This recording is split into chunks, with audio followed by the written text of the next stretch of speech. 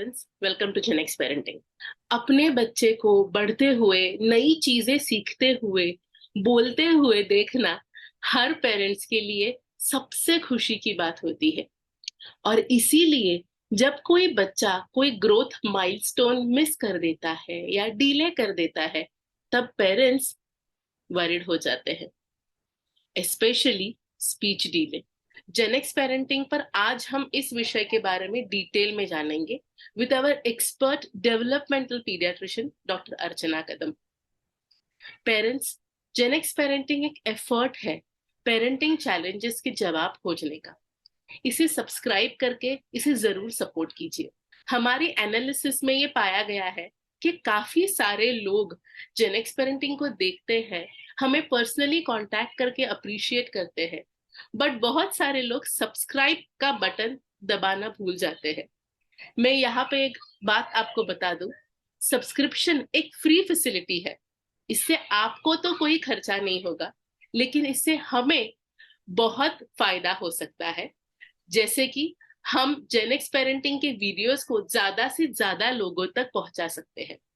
तो सब्सक्राइब करना बिल्कुल मत भूलिए। तो चलिए अपने एक्सपर्ट को वेलकम करते हैं और इस वीडियो को आगे बढ़ाते हैं। Hello ma'am, welcome to Genex parenting. Hello. So ma'am, my first question is कि हर बच्चा अलग होता है। सो ये कैसे पता चले कि उस बच्चे में स्पीच डिले है या वो बच्चा एक लेट ब्लूमर है जो थोड़ा वक्त ले सकता है डेवलपमेंट के लिए? जब बेबी ग्रो होता है, बेबी हर दिन नई चीजें सीख रहा होता है। द एज एट विच हर बेबी माइलस्टोन अचीव करता है, वो अलग रहता है। Milestone is an achievement which the baby achieves.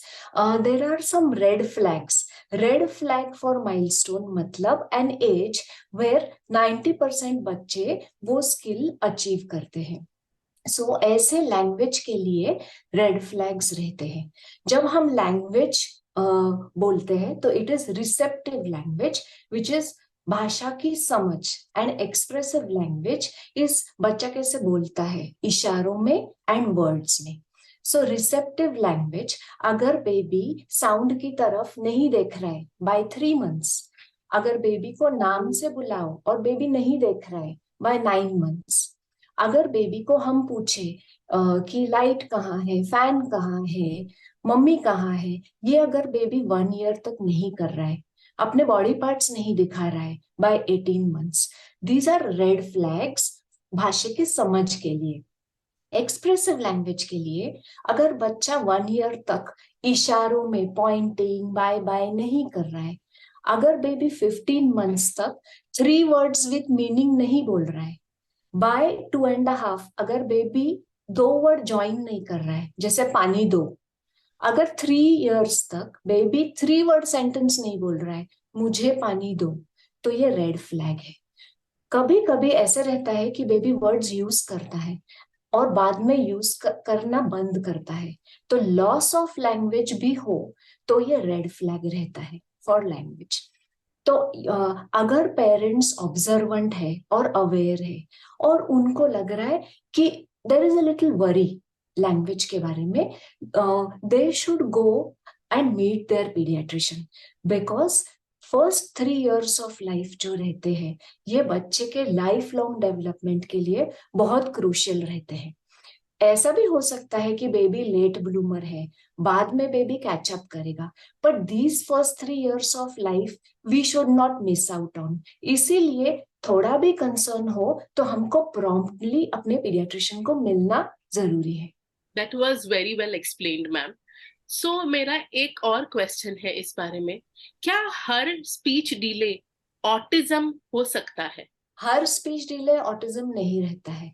अभी जो हमने देखे वो रेड फ्लैग्स फॉर लैंग्वेज थे, बट अगर बेबी को सोशल माइलस्टोन्स में, दूसरों के इंटरैक्शन में रेड फ्लैग्स है, तो those could be pointer towards autism. मतलब जब बेबी पेरेंट्स के साथ इंटरैक्ट कर रहा है, अगर बेबी आंखों में आंखें देख के आई कांटेक्ट नहीं दे रहा है, बेबी नाम से बुलाओ नहीं देख रहा है बाय 9 मंथ्स, बेबी को कुछ मांगना है तो इशारों से नहीं मांग रहा है, बेबी मम्मी या पापा का हाथ खींच के बॉडी से कम्युनिकेट कर रहा है, या बेबी बिहेवियर से कर रहा है, जिद कर रहा है, रो रहा है टू गेट थिंग्स। बच्चा इशारों में नहीं मांग रहा है, चीजें लाके नहीं दे रहा है, शो नहीं कर रहा है, शेयर नहीं कर रहा है, अपना एंजॉयमेंट अपने साथ शेयर नहीं हो रहा है। हम जो चीजें बच्चे को दिखा रहे हैं वो बच्चा नहीं देख रहा है, अपने ही तरीके से खेल रहा है। अगर बच्चा खेल रहा है तो मेनी टाइम्स 2 साल का जो बेबी है हमको इमिटेट करता है, फोन दिया तो कान पे लगाएगा। वेरएस अगर बच्चे के प्ले में डिफरेंस है, ब्लॉक्स लेके हर बार उसको लाइन करना है, प्ले अगर बच्चे का डिफरेंट है और इमिटेशन नहीं है। कभी कभी बच्चों को सेंसरी इश्यूज रहते हैं, कुछ sounds may be too much, they will cover their years.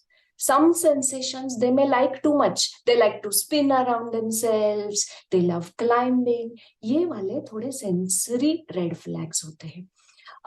अगर बच्चा थोड़ा सा बड़ा है, बाकी के बच्चों में इंटरेस्ट नहीं ले रहा है, उनके साथ खेलने नहीं खेल रहा है, खुद से खेल रहा है, ये ऑटिज्म के शायद रेड फ्लैग्स हो सकते हैं।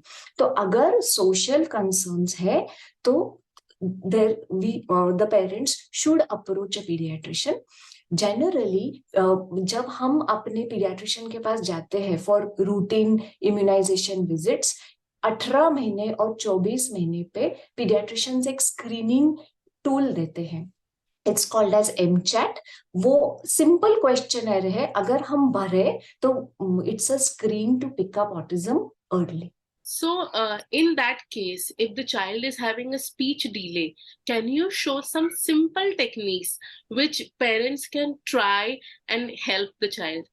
अभी जब हम आइडेंटिफाई करते हैं कि बच्चे का स्पीच थोड़ा पीछे है तो हम एक बेसिक काउंसलिंग सेशन लेते हैं, वेयर हम सिंपल टेक्निक्स बोलते हैं, how to stimulate speech through play at home. Speech therapy को भी हम रेकमेंड करते हैं, हर बच्चे का नीड अलग रहता है। तो हम ये जो बेसिक काउंसलिंग है ये कैसे करते हैं, इसका हम एक वीडियो आपको दिखाएंगे। जब हम अपने बेबी की स्पीच को स्टिमुलेट कर रहे हैं घर में, तो there are many natural things that we can do in our daily routine through which we can stimulate speech. Basically we have to create need for speech. Speech का ज़रूरत पैदा करना है। सो जब बेबी को कुछ चाहिए तो वो हमको अपने चेहरे के पास पकड़ना है, ऑब्जेक्ट को नेम करना है, थोड़ा पॉज करना है before we give it to the child. Create opportunities for the baby to play, and through the daily routine whatever words baby use कर रहा है वो words को हमको expand करना है। जो speech हम use करते हैं it should be targeted speech। तो हम अगर बड़े सेंटेंस में बोलेंगे कि आ जाओ खाना खाओ, तो baby is not likely to follow it or use it। Instead of that, use targeted speech. Call the child by name or go to food time। If the baby doesn't come, use the same instruction again। हम कैसे बोलते हैं चलो आ जाओ दाल चावल खाएंगे, हम जो बदलते हैं वो चेंज नहीं करना है। Again, call the child by name, food time, instruction 2 ही बार देना है। If the child doesn't come, make the child sit and start with the next instruction।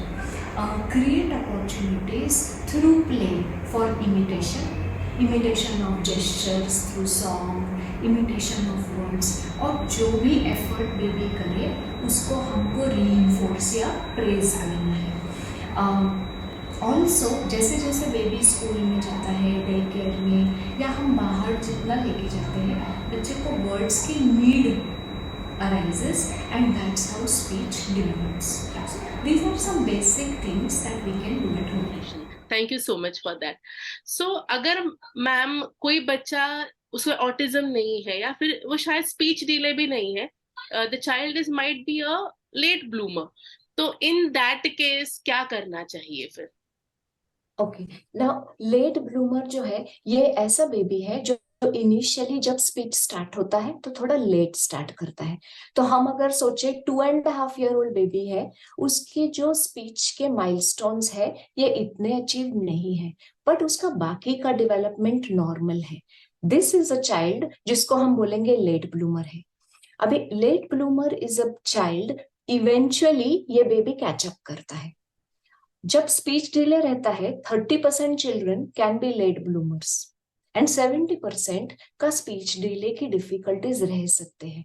Initially जब हम स्पीच को आइडेंटिफाई करते हैं कि थोड़ा डिले है, हमको नहीं पता कौन से कैटेगरी में अपना बेबी है, बट जैसे हम बोलते हैं अर्ली इंटरवेंशन, अगर हम जल्दी काम करेंगे तो बच्चे को बिहेवियर से चीजें मांगने की जरूरत नहीं पड़ेगी। द चाइल्ड के स्किल्स अर्लियर अचीव होंगे। So that is why late bloomer हो तो भी हमको स्पीच स्टिमुलेशन और स्पीच थेरेपी करना है। इन द 30% ऑफ चिल्ड्रन जो लेट ब्लूमर रहते हैं, उनमें आगे जाके जब स्कूल में जाएंगे उनके रीडिंग और लिटरेसी स्किल्स और अटेंशन, ये चीजों पे हमको ध्यान रखना है। So it may be that the baby will catch up completely, but आगे जाके स्कूल गोइंग एज में भी उनके स्किल डेवलपमेंट पे क्लोज वॉच हमको रखना है। पेरेंट्स, उम्मीद करती हूँ आपको ये वीडियो हेल्पफुल लगा हो। अगर आपको अपने बच्चे की स्पीच डिले के बारे में या डेवलपमेंटल माइलस्टोन्स के बारे में कोई भी सवाल पूछना है तो आप इसे कमेंट्स में शेयर कर सकते हैं। हम कोशिश करेंगे कि हमारे एक्सपर्ट उन सवालों का समाधान कारक आंसर आपको दे दे। धन्यवाद।